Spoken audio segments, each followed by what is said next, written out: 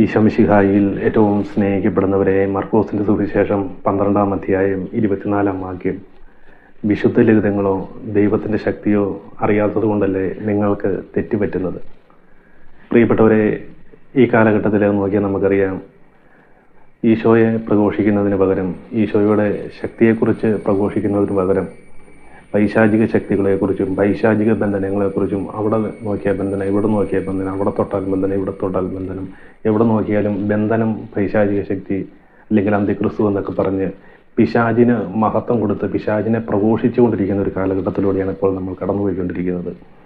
ഈ കഴിഞ്ഞ ദിവസം ഒരു വ്യക്തി ഒരു വീഡിയോ ഇതായിരുന്നു, പിശാച് ഒരു ഭവനത്തിലേക്ക് എങ്ങനെ കടന്നു വരുമെന്നതിനെക്കുറിച്ച്. എന്നാൽ ഈശോ ഒരു ഭവനത്തിലേക്ക് കടന്നു വരുമ്പോൾ പിശാച് ആ ഭവനത്തിൽ നിന്ന് ഇറങ്ങിപ്പോകുന്നത് എങ്ങനെയാണെന്നൊരു വീഡിയോ ചെയ്യുമായിരുന്നെങ്കിൽ കർത്താവിന് ഒത്തിരി മഹത്വം കൊടുക്കുവാൻ സാധിക്കുമായിരുന്നു. പക്ഷെ ഇത് പിശാചിന് മഹത്വം കൊടുക്കുന്നത് പോലെ പലരും ഇങ്ങനെ പിശാചിനെ ഉയർത്തി, പിശാചിൻ്റെ ശക്തിയെ ഉയർത്തി അവിടെ ഇവിടെ എല്ലാം ബന്ധനമുണ്ട് എന്ന് പ്രഘോഷിച്ചുകൊണ്ടിരിക്കുമ്പോൾ ഈശോ എത്രമാത്രം വേദനിക്കുന്നുണ്ട് എന്ന് ചിന്തിക്കുന്നത് നല്ലതായിരിക്കും. നമുക്കറിയാം, മർക്കോസിന്റെ സുവിശേഷം 16-ാം അധ്യായം അതിൻ്റെ 17-ാം വാക്യം, വിശ്വസിക്കുന്നവരുടെ കൂടെ ഈ അടയാളങ്ങൾ ഉണ്ടായിരിക്കും, അവർ എൻ്റെ നാമത്തിൽ പിശാചുകളെ ബഹിഷ്കരിക്കും. ഞാൻ ഈ വചനം പറയുമ്പോൾ ഒരു വ്യക്തി പങ്കുവച്ചൊരു കാര്യമാണ്. ഈ വ്യക്തിയുടെ ജീവിതത്തിലെ കുറച്ച് കടബാധ്യതകളും വീട്ടിലെ പ്രശ്നങ്ങളൊക്കെ കടന്നു വന്നപ്പോൾ ആരോ ഒരാളുടെ അടുക്കൽ പ്രാർത്ഥിക്കുവാൻ വേണ്ടി പോയി. ആ വ്യക്തി പ്രാർത്ഥിക്കാൻ തുടങ്ങിയപ്പോൾ ആ വ്യക്തി ഇവരോട് ചോദിച്ചു, നിങ്ങളുടെ വീടിന് ചുറ്റുമതിലുണ്ടോ? അന്നേരം അവർ പറഞ്ഞു, ചുറ്റുമതിൽ കെട്ടിയിട്ടില്ല. അവർ പറഞ്ഞു, വീടിന് ചുറ്റുമതിൽ കെട്ടണം.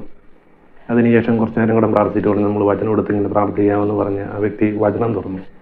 വചനം തുറന്നപ്പോൾ ഈ വ്യക്തിക്ക് കിട്ടിയ വചനം ഇതായിരുന്നു. തോബിത്തിന്റെ പുസ്തകത്തിൽ റഫായേൽ മാലാഖ തോബിയാസിനോട് പറയുന്നുണ്ട്, മത്സ്യത്തിന്റെ ചങ്കും കരളും പോയിക്കുമ്പോൾ അസ്മേ ദൈവൂസ് എന്ന ദുഷ്ടഭൂതത്തെ ബന്ധിക്കുവാൻ ഈ ചങ്കും കരളും പോയിക്കുമ്പോൾ ഇത് സംഭവിക്കുമെന്നിങ്ങനെ റഫായേൽ മാലാഖ തോബിയാസിനോട് പറയുന്ന വചനഭാഗമാണ് കിട്ടിയത്.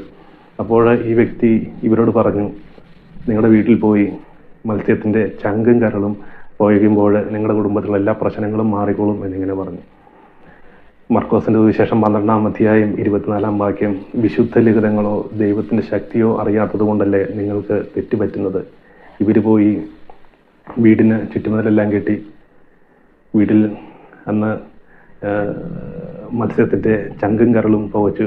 അന്നത്തെ ദിവസം അവർക്ക് വീട്ടിൽ കിടന്നുറങ്ങാൻ സാധിച്ചില്ല.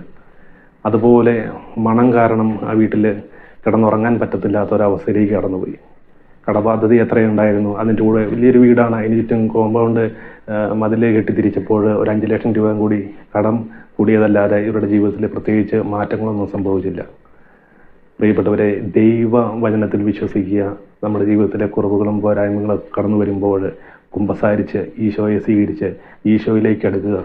അതുമാത്രമേ ഉള്ളൂ. അല്ലാതെ കോമ്പൗണ്ട് കെട്ടിത്തിരിക്കുക, മത്സ്യത്തിൻ്റെ ചങ്കും കരളും പോയിക്കുക, ഇവയൊക്കെ ചെയ്യുമ്പോൾ പ്രത്യേകിച്ച് ഒരു കാര്യവും സംഭവിക്കുകയില്ല.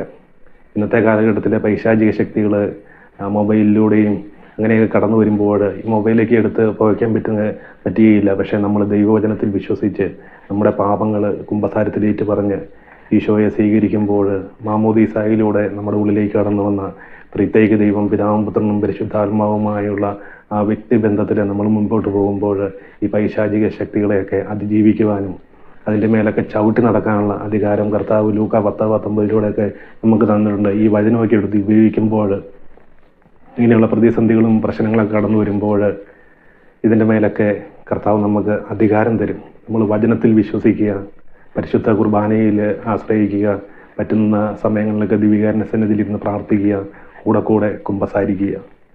ഈശോ നിങ്ങളെ ഓരോരുത്തരെയും സമൃദ്ധമായിട്ട് അനുഗ്രഹിക്കട്ടെ. പരിശുദ്ധ അമ്മ മാതാവിൻ്റെ വിമല ഹൃദയത്തിലേക്ക് നിങ്ങളെ ഓരോരുത്തരെയും പ്രതിഷ്ഠിച്ചുകൊണ്ട് പ്രാർത്ഥിക്കുന്നു.